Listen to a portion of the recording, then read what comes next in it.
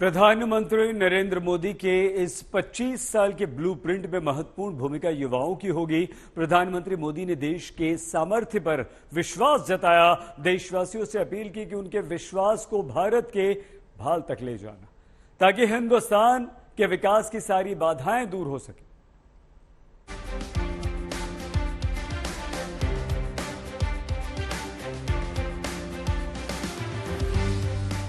अनुभव कहता है कि एक बार हम सब संकल्प लेकर के चल पड़े तो हम निर्धारित लक्ष्यों को पार कर सकते। अब आने वाले 25 साल बड़े संकल्प के हैं। यही हमारा प्राण, वही हमारा प्रण भी होना चाहिए। आज जब अमृत काल की पहली प्रभात है तो हमें इस 25 साल में विकसित भारत बना के रहना है।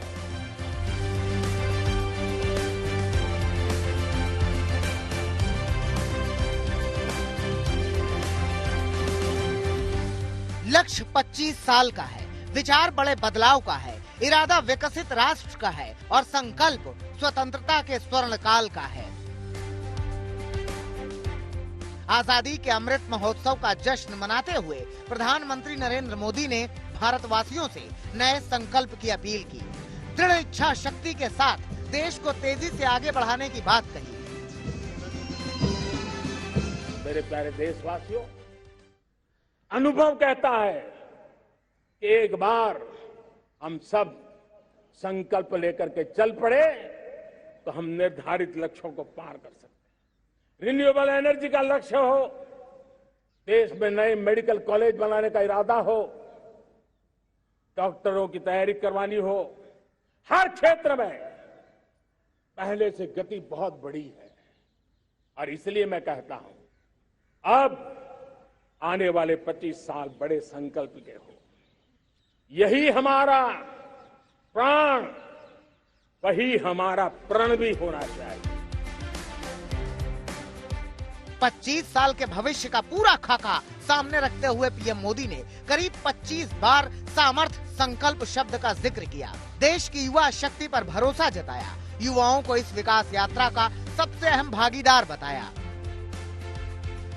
आज जब अमृत काल की पहली प्रभात है तो हमें इस 25 साल में विकसित भारत बना के रहना है, अपनी आंखों के सामने। और जो 20, 22, 25 साल के नौजवान मेरे देश के मेरे सामने हैं,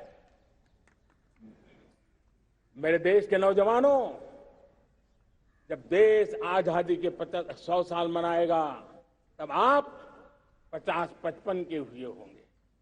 मतलब आपके जीवन का ये स्वर्णिम काल, आपकी उम्र के ये 25-30 साल